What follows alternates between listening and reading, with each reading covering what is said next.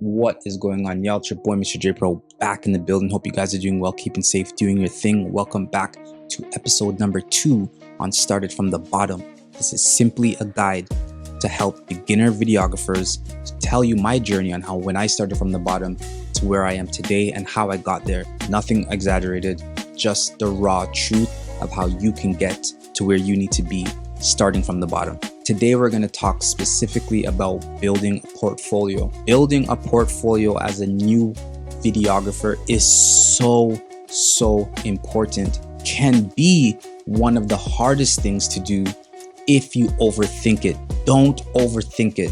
Just understand, just like when you go to get a job in the workforce and you're going to apply for a new job, you have to prove yourself before you start to actually get the benefits. It's the same thing as an entrepreneur. It's the same thing as a beginner videographer. So in this side of the industry, as a videographer, a beginner, do things for free. Do things for free, or do things for as least amount of money possible, because you are proving yourself. You don't have a history of your work yet to show these paying clients. Only in the beginning, simply to build your portfolio. This is what we did in the first year of J-Pro. What we did was we went on Kijiji, we went on Craigslist, we went on everywhere pretty much and offered our services for free. As we started to build our portfolio, we started to offer it for $100, $150 for the same services that we were offering for free. But because we did it for free so many times, say for birthday parties, we had a gallery of birthday parties that we were able to now show a paying client, say, hey, for $150, this is how the final product will look. But because we did it for free, we actually had a gallery to show them. So don't be afraid to do services for free. Think of it in the long term. You are actually investing in your portfolio for you to get to that point where you can charge $500, $1,000. So for us, it was weddings. I started to really get interested in doing weddings. So my first wedding, the first paid wedding that we ever did, was $350. Jessica and Jason. That was back in, I believe, 2011 or 2012, I think was our first wedding. We did it for $350. It was from an ad on Kijiji. They called us. They said, hey, we don't care. We don't care about the experience. We just want to make sure that our day is documented via, a video camera, a videographer. And they trusted me. And they said, you know what, we believe in you. Hopefully this could be the beginning of a great career for you in wedding videography. And oh boy, were they right. Now fast forward 13 years later, our packages are not $350. So now our packages go between, $6,000, $7,000 to $10,000, even $12,000 packages, some of them, depending on what the client wants.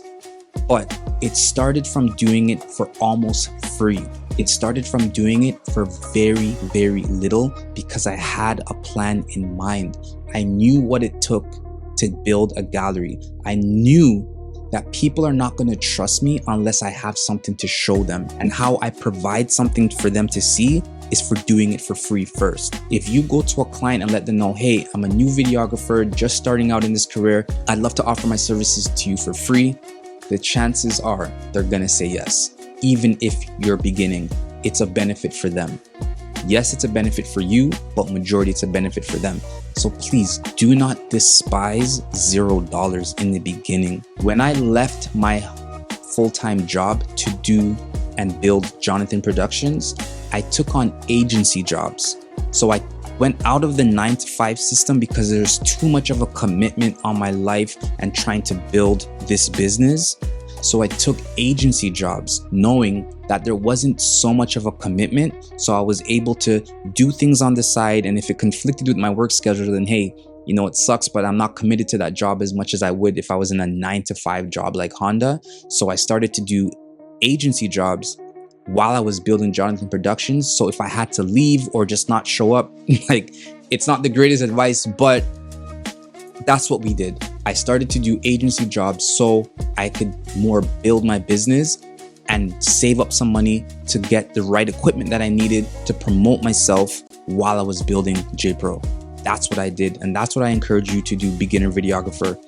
If you are in a part-time job, a full-time job, and you could keep that job to fund your business and fund the marketing for your business until you get to the point where what you're making in your videography business is now starting to replace your 9-to-5 job or your part-time job, 100% stay, take 6 months to a year, and then leave.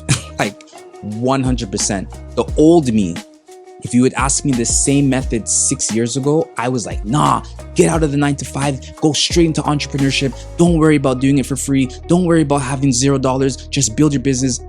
I wouldn't say that today. When you have kids, you have business, you have responsibility, you have mortgage or maybe rent or whatever it is, car payments, insurance, and corporate.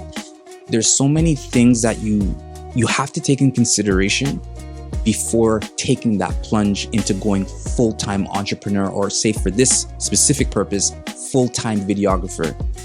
Unless you can prove yourself for 6 months to a year in the income that you're making in your full-time job or part-time job, me personally, I would say just wait a little longer before you take that plunge. Once you prove yourself, then oh my goodness, go all the way.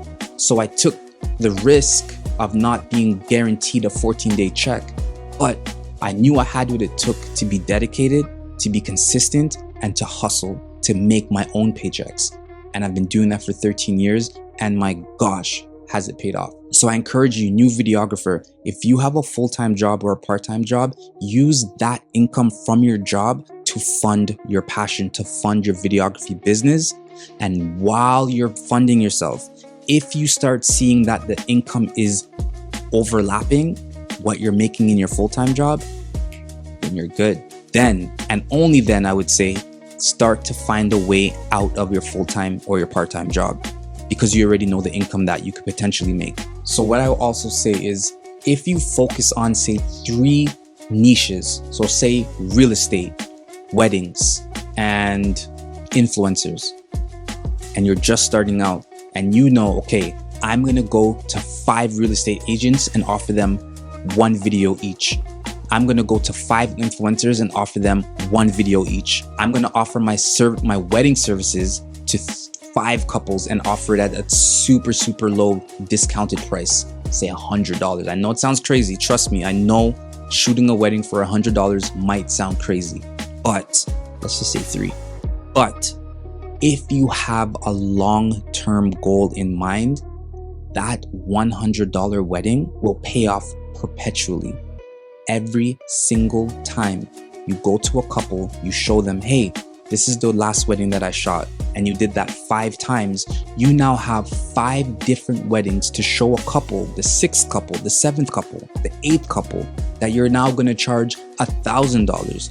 At least you now have a gallery to prove yourself why you're worth $1,000, and you keep doing that. And every single time you reach out to a couple, now you have a gallery. You do that for real estate. Every single time you reach out to an agent now, after the first 5 that you did for free, you now have a gallery to show them why you're worth $500 a property. Every time you do that to an influencer now, after the 5 that you did for free, you can now show the influencer, this is why I'm worth $1,000 for the day, $1,500 for the day. But you have to use free as your foundation to build your gallery. And it might be really hard at the beginning to offer your services for free, because it is a lot of work, and I'm not discrediting that. Again, I did this. But where we are today is because of how we dealt with our day one. We made it very strong by using free as a method of building the business to where it is today. I encourage you to do the exact same. Guys, today was all about building, pricing, and getting yourself out there. And I hope this inspired you to do some stuff for free to build your gallery, get that foundation strong before you start actually charging clients for what you're actually worth. With that said, guys, I'd like to thank you so much for your time. And if you found this helpful at all, I'd like you to like, comment, share, and subscribe to this channel, as we're going to continue this Started from the Bottom series. And until next time, guys, keep creating. Let's get it.